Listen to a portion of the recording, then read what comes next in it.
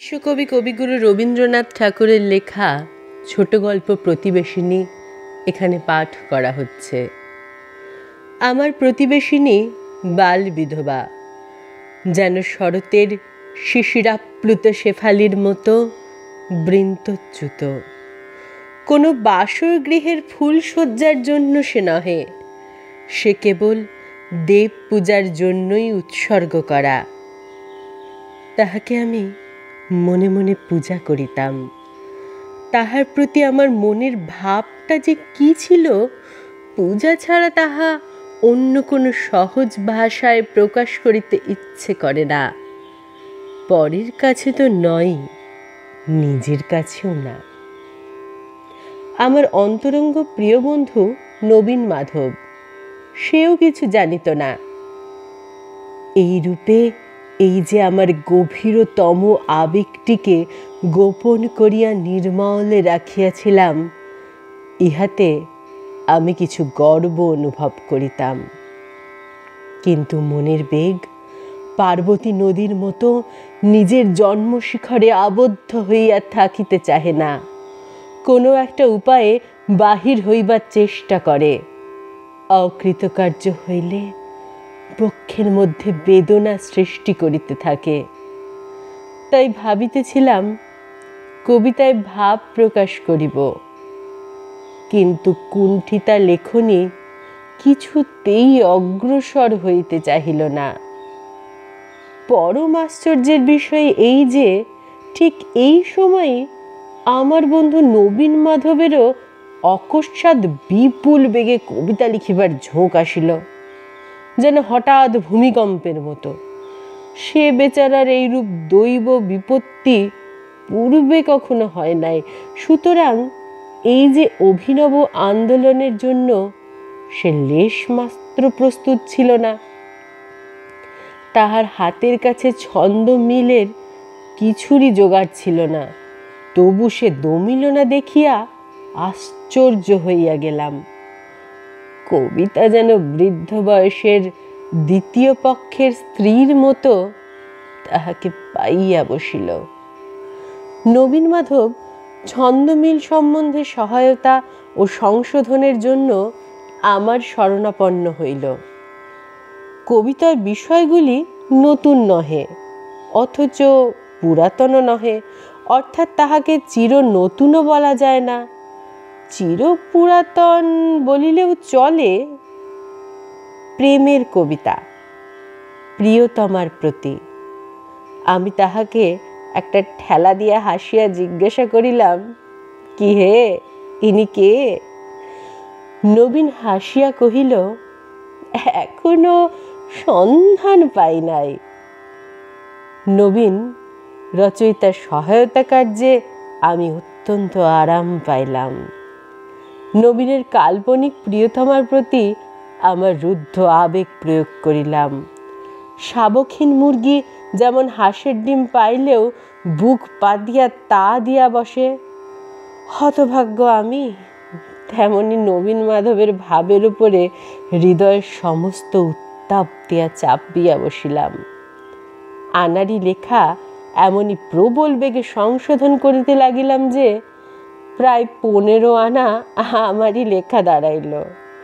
নবীন বিস্মিত হইয়া বলে, ঠিক এই কথাটাই আমি বলিতে চাই, কিন্তু বলিতে পারি না, অথচ তোমার এসব ভাব জোগায় কোথা হইতে? আমি কবির মতো উত্তর করি, কল্পনা হইতে। কারণ সত্য নীরব, কল্পনায় মুখরা। সত্য ঘটনা ভাব স্রোতকে পাথরের মতো চাপিয়া থাকে, কল্পনায় তাহার পর মুক্ত করিয়া দেয়। নবীন গম্ভীর মুখে একটুখানি ভাবিয়া কহিল, তাই তো দেখিতেছি, ঠিক বটে। আবার খানিকক্ষণ ভাবিয়া বলিল, ঠিক ঠিক। পূর্বেই বলিয়াছি আমার ভালোবাসার মধ্যে একটা কাতর সংকোচ ছিল, তাই নিজের জবানিতে কোনো মতে লিখিতে পারিলাম না।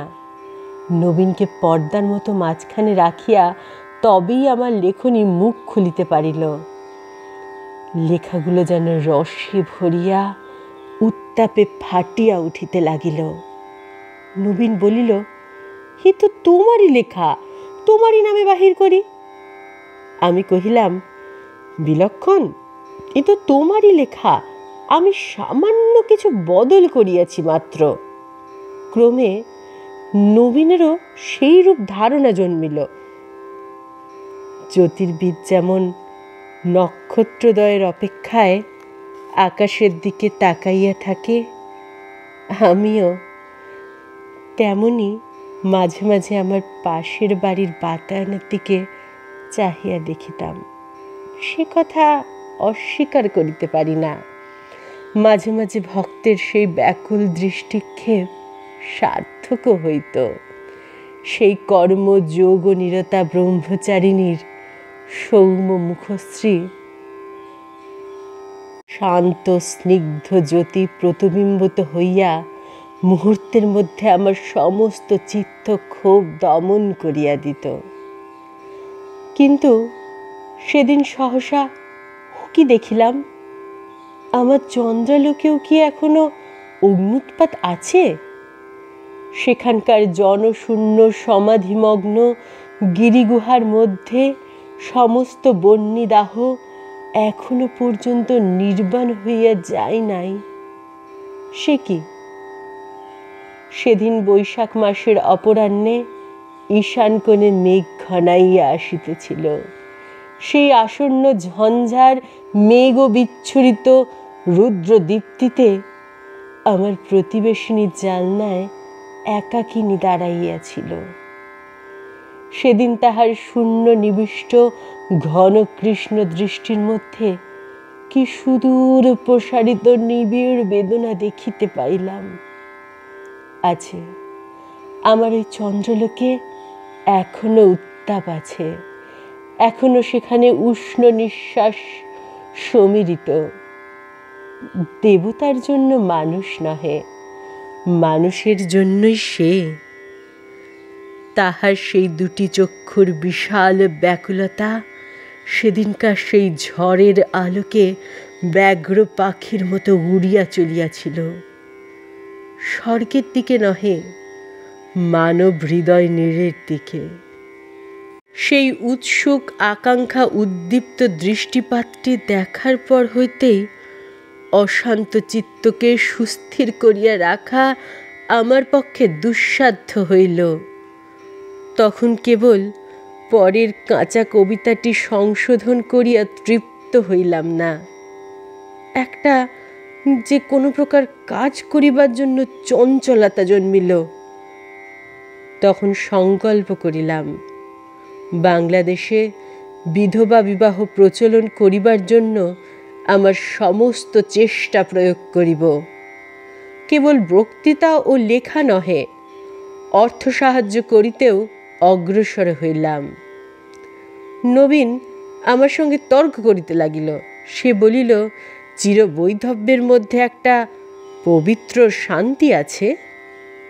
একাদশীর ক্ষীণ জ্যোৎস্নালোকের সমাধিভূমির মতো একটা বিরাট রমণীয়তা আছে। বিবাহের সম্ভাবনা মাত্রই সেটা কি ভাঙিয়া যায় না? এসব কবিত্বের কথা শুনিলেই আমার রাগ হইত। দুর্ভিক্ষে যে লোক জীর্ণ হইয়া মরিতেছে, তাহার কাছে আহারপুষ্ট লোক যদি খাদ্যে স্থূলত্বের প্রতি ঘৃণা প্রকাশ করিয়া ফুলের গন্ধ এবং পাখির গান দিয়া মুমূর্ষের পেট ভরাইতে চাহে, তাহা হইলে সে কেমন হয়? আমি রাগিয়া কহিলাম, দেখো নবীন, আর্টিস্ট লোকে বলে দৃশ্য হিসাবে পোড়া বাড়ির একটা সৌন্দর্য আছে, কিন্তু বাড়িটাতে কেবল ছবির হিসাবে দেখিলে চলে না, তাহাতে বাস করিতে হয়। অতএব আর্টিস্ট যাহাই বলুক, মেরামত আবশ্যক। বৈধব্য লইয়া তুমি তো দূর হইতে দিব্য কবিতা করিতে চাও, কিন্তু তাহার মধ্যে একটা আকাঙ্ক্ষাপূর্ণ মানব হৃদয় আপন বিচিত্র বেদনা লইয়া বাস করিতেছে, সেটা স্মরণ রাখা কর্তব্য। মনে করিয়াছিলাম, নবীন মাধবকে কোনো মতেই দলে টানিতে পারিব না। সেদিন সেজন্যই কিছু অতিরিক্ত উষ্ণার সহিত কথা কহিয়াছিলাম। কিন্তু হঠাৎ দেখিলাম আমার বক্তৃতা অবসানে নবীনমাধব একটিমাত্র গভীর দীর্ঘশ্বাস ফেলিয়া আমার সমস্ত কথা মানিয়া লইল। বাকি আরও অনেক ভালো ভালো কথা বলিবার অবকাশই দিল না। সপ্তাহখানেক পর নবীন আসিয়া কহিল, তুমি যদি সাহায্য করো, আমি একটা বিধবা বিবাহ প্রস্তুত করিয়াছি। এমনই খুশি হইলাম। নবীনকে বুকে টানিয়া কোলাকুলি করিলাম, কহিলাম, যত টাকা লাগে আমি দিব। তখন নবীন তাহার ইতিহাস বলিল। বুঝিলাম তাহার প্রিয়তমা কাল্পনিক নহে। কিছুকাল ধরিয়া একটি বিধবা নারীকে সে দূর হইতে ভালোবাসিত, কাহারও কাছে তাহা প্রকাশ করে নাই। যে মাসিক পত্রে নবীনের ওরফে আমার কবিতা বাহির হইত, সেই পত্রগুলি যথাস্থানে গিয়া পৌঁছিত। কবিতাগুলি ব্যর্থ হয় নাই। বিনা সাক্ষাৎকারে চিত্ত আকর্ষণের এই এক উপায় আমার বন্ধু বাহির করিয়াছিলেন। কিন্তু নবীন বলেন, তিনি চক্রান্ত করিয়া এই সকল কৌশল অবলম্বন করেন নাই। এমনকি তাহার বিশ্বাস ছিল যে বিধবা পড়িতে জানেন না। বিধবার ভাইয়ের নামে কাগজগুলি বিনা স্বাক্ষরে বিনা মূল্যে পাঠাইয়া দিতেন।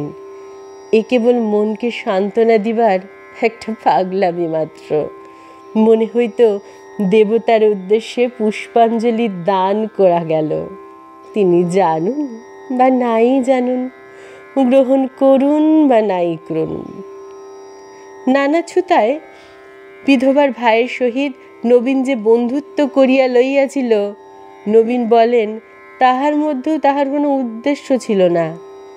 যাহাকে ভালোবাসা যায় তাহার নিকটবর্তী আত্মীয়ের সঙ্গে মধুর বোধ হয়। অবশেষে ভাইয়ের কঠিন পীড়া উপলক্ষে ভগিনীর সহিত কেমন করিয়া সাক্ষাৎ হয়, সে সুদীর্ঘ কথা।